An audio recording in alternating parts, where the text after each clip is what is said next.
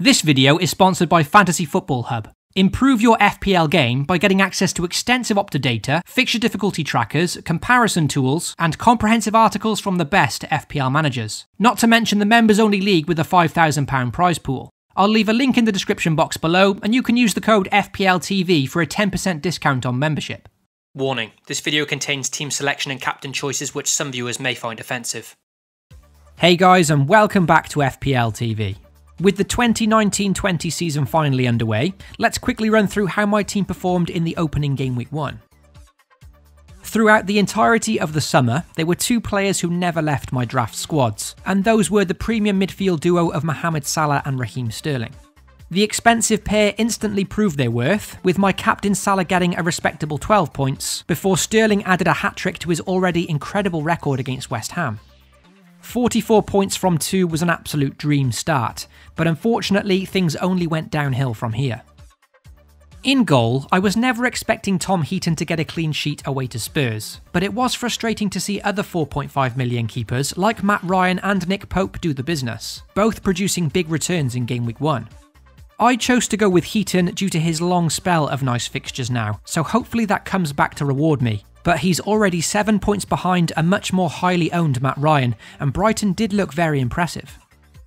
At the back, I made a slight change to my defence, and chose to upgrade Van Dijk to Alexander-Arnold for the extra 0.5 million. This was a choice I was made to instantly regret, with Van Dijk already opening his goal-scoring account just 28 minutes into the season. Alexander-Arnold did however grab himself an assist, and over the long term I'm hoping that owning both him and Robertson can pay dividends. The problem with me upgrading to Trent meant I had to lose Zinchenko at the back, and Man City ended up keeping a clean sheet, so more points thrown away from me there. For game week 1, I opted to start Bournemouth defender Diego Rico at just 4 million. The bargain bin defender did indeed start for the Cherries, and agonisingly was moments away from a clean sheet of his own, conceding in the 88th minute against Sheffield United. Welcome back FPL. I think getting such a poor score from my defence is what really cost me this week, because with popular defences like Everton, Man City and United all getting clean sheets, that really set me back against the majority of other FPL managers. As for the rest of my team, there were blanks all round, with Bournemouth assets Joshua King and Ryan Fraser both disappointing at home to Sheffield United. These two were brought in with their opening 2 fixtures in mind, so with Aston Villa up next, they should get another chance to prove their worth.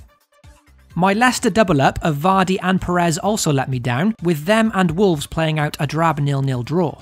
Before the game week started, I did not see this one being a goalless stalemate, as the pair are fairly attacking teams and they played out a 7-goal thriller last season. Not good. Another small change I made since my updated draft video was to re-accommodate Diogo Jota into my squad. To do this, I ended up removing Brighton's Trossard from midfield and switching to a 3-4-3. This meant I had 3 attacking players involved in Leicester against Wolves, and therefore their 0-0 was nothing short of a disaster. So in total, a very disappointing 65 points to start the season. On paper, 65 is by no means a disaster start, but being heavily involved in the community on Twitter and seeing some massive scores of 80 and above being the norm, my tally of 65 does feel extremely underwhelming. Ironically, my opening score was bang on the average score this week, which nicely sums up my start to the season. If I'm being honest, I just didn't fancy the likes of Everton and United to get clean sheets, and with their defenders being pretty highly owned, that definitely cost me.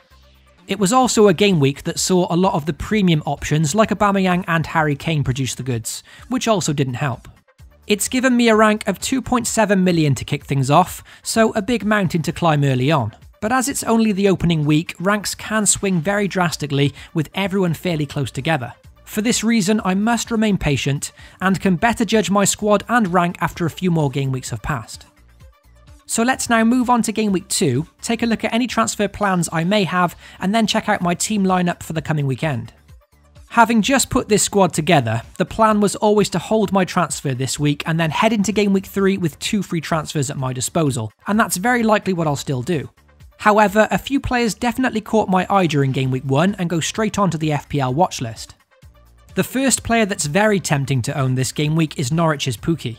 The Finn showed some very intelligent movement in the opening fixture away to Anfield and took his goal very well, and if it wasn't for Alisson making some good saves in the first half, he could easily have had more. Norwich now boast back-to-back home games, with Newcastle in game week 2, followed by a Chelsea team who just shipped 40 United, so I wouldn't mind owning him for those. At 6.5 million, Joshua King of Bournemouth would be the easy straight swap, but I'm doing my best not to make any knee-jerk transfers just yet.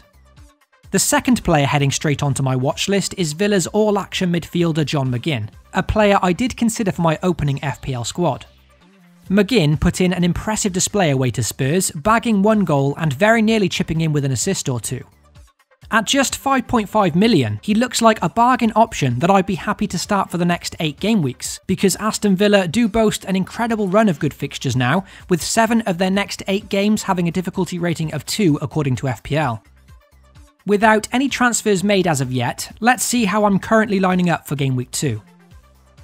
As mentioned, Villa's fixtures now greatly improve following their away trip to Spurs, so hopefully owning Tom Heaton can pay off in the long run.